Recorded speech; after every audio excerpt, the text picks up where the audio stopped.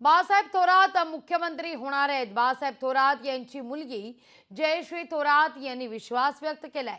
विधानसभेला 3च महिने राहिलेले आहेत। राज्यात महाविकास आघाडीचं सरकार येणार असं जयश्री थोरात यांचं म्हणणं आहे।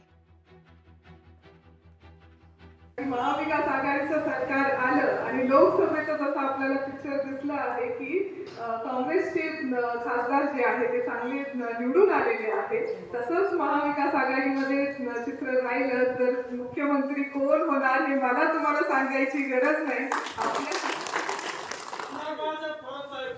येस, तर आमदार बाळासाहेब थोरात साहेब जे आहे ते मुख्यमंत्री होणार, महाविकास आघाडीचं सरकार आपलं येणार।